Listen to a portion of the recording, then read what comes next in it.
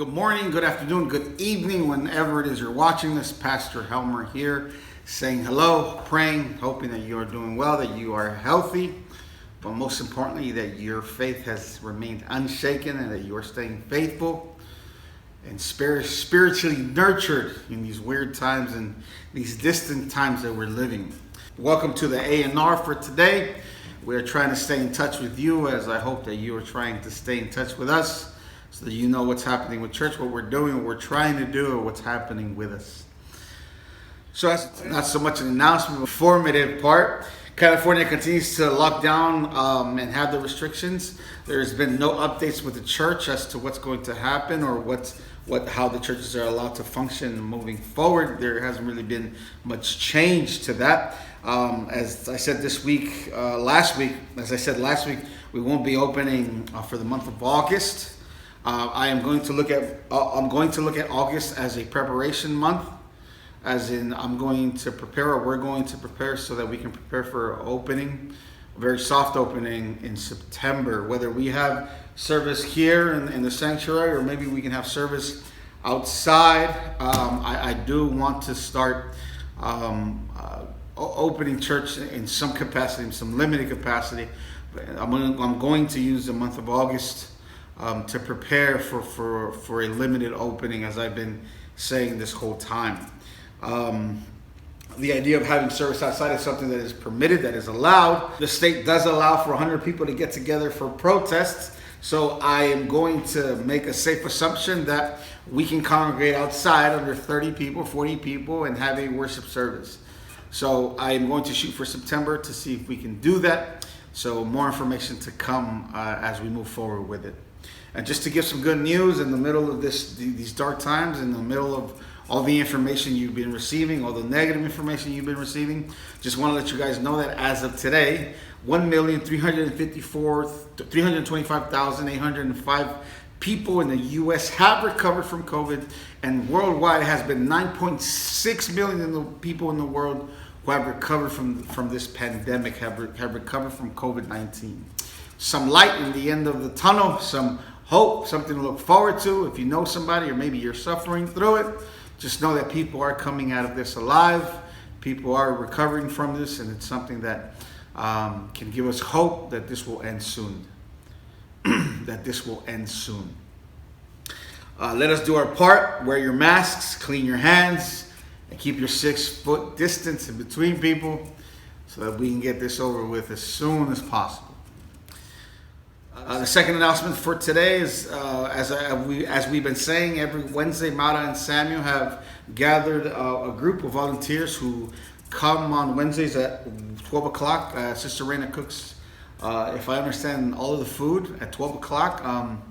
They put all the food together, and then at 1 o'clock they go out and they distribute the food to the homeless in our community. So if you are interested in helping out, if you are interested in making an effort to make time to come do this, please join them to go out and feed our homeless community, spread the gospel, not just by the words that we speak, but by the actions that we take. Today, again, I ask that you please, it's a request from me that if you know any church members who are not being connected in this format, who do not know about these videos, who do not know about the things that we are promoting, that we are putting out, please let them know. Please tell them that we are, that on Wednesdays we have this A&R that 11 a.m. on our Facebook platform. We have the Sabbath School that I teach at 11 a.m. that you're welcome to connect via that platform. That the music ministry comes on at 5 o'clock, and then at 5:30 I put a sermon up in Spanish and in English every Saturday. And if you don't have Facebook, if you can shoot me a text or shoot me a message, and I will give you the links to a YouTube channel that we have, that I'm also putting our messages via that platform. We want you guys to stay connected. We want to stay connected with you. So please reach out.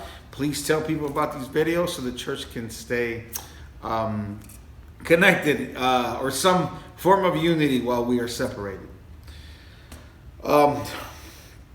Fourthly, wanted to let you guys know, wanted to reach out and say if there's any one of you, any one of our church members who are going through a rough time, who are having any difficult moments, who need anything, please reach out to me. Please send me a message. Please send me a private message. Please text me if you have my phone number. Give me a call. If there's any way that we can help out, if there's any way that we can do something for you, please don't hesitate to reach out so that we can be the church, so that we can help, so that we can carry each other's burdens. And lastly, as always, I'm thankful for all of you, and I want to continue to thank all of you who continue to give, who continue to tithe, who continue to give your offerings to the church. Despite that we are distant, that we are not here, a lot of you have remained faithful, and I want to thank every single one of you who have done so. I thank you for your heart of giving. I thank you for thinking about the church. We still got to pay the bills. We still have the lights still got to stay on.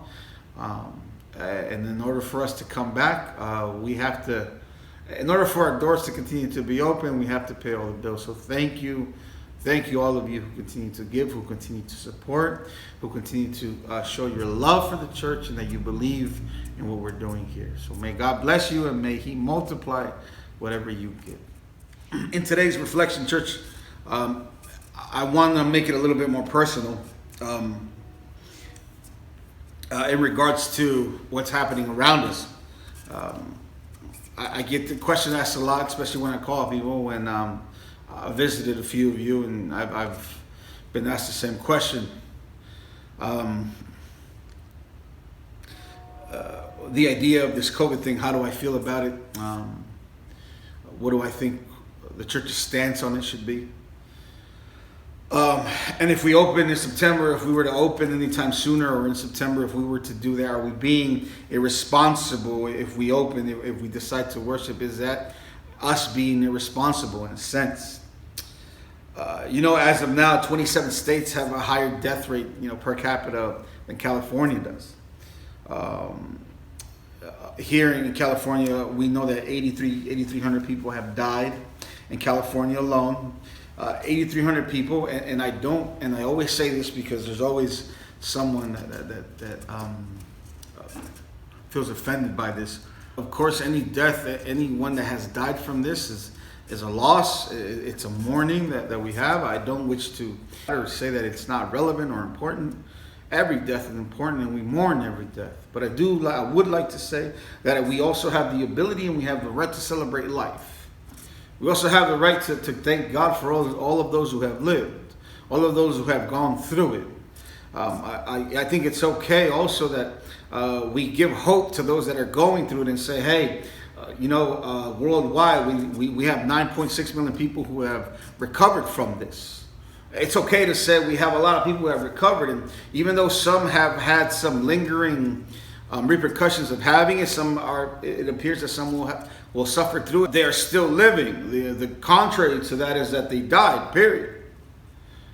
But there is a sense of hope, and whether we recover from this, or they recover from this in a sense with some lingering effect, the idea is that they recover, they lived. And I think we've been focusing too much on the deaths. And while I understand that we focus on the deaths to make this seem as serious as it is, because it is serious, there are some things that we are ignoring. In California alone, the death rate is 0.02%. That means that anyone who has contracted this virus, there's a likely chance that 99.98% of you will survive this virus. And in California alone, those 83,000, half of them were 80 years and older. Most people that have contracted the virus have lived. And there is a hypocrisy that is happening with the church. And this is where I stand. This is where I'm so confused as to what the state is doing, as to what we're allowed to do and what we're not allowed to do. In the United States, 3 million people die of alcohol every year. 3 million people have died. Now, during this COVID thing, when the pandemic, when everything was closing down, the liquor stores remained open. All of them. If 3 million people are dying from alcohol poisoning or from anything related to alcohol, don't you think that during the pandemic it should be considered essential?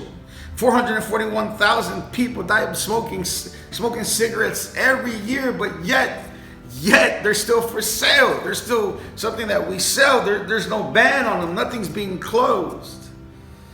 In California, 364 deaths a day by abortion. 364 deaths by abortion. 1 out of every 4 women who are pregnant will abort a child in California. Governor Newsom is inviting people from other states saying, hey, if your state won't allow you to abort, just come here and abort it here in California. California leads in abortions paid by our taxes. Where is the morality?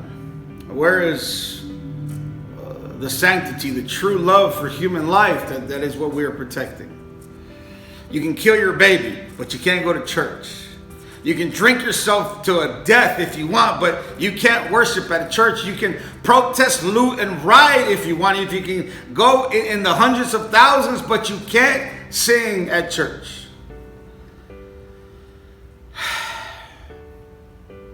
My personal belief that there is an assault on the church. Oh, I'm not denying that this pandemic is true. I'm not denying that it exists. I'm not denying that it is lethal to a certain extent. I'm not denying that.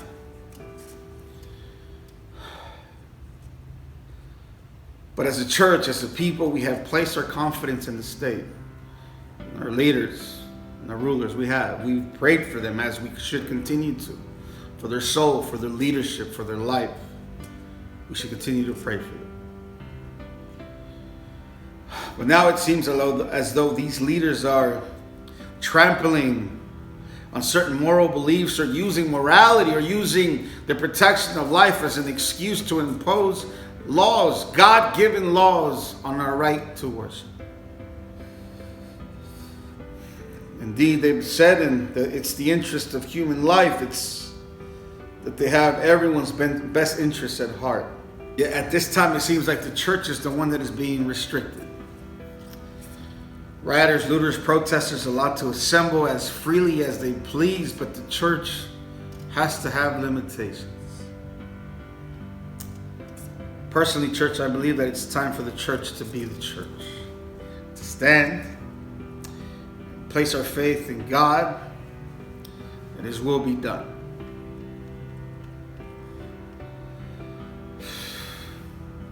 I've spoken before, we should not let fear rule us, guide us, direct us, dictate what we do.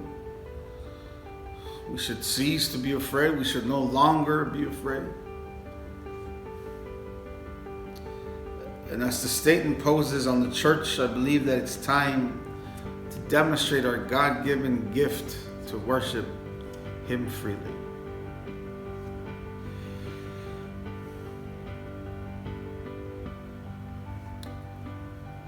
I feel the church has been assaulted. We have been limited in what we're allowed to do, while others have been given free rein.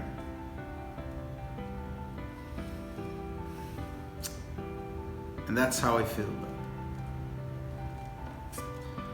You know, in John chapter 15, Jesus said, if the world hates you, keep in mind that they hated me first. That if you belong to the world, it will love you as its own, as it is. But you do not belong to the world, but I have chosen you out of the world. That is why the world hates you. I don't know how you feel. And I don't wish to minimize or dismiss any fear, which I believe some of the fears are rational. But I do believe that a lot of our rights as a church, as a congregation, as believers, a lot of our rights have been trampled. That now they are imposing on the way that we worship. I'm not sure how much longer I feel I can take that. I feel it's time that we take a stand.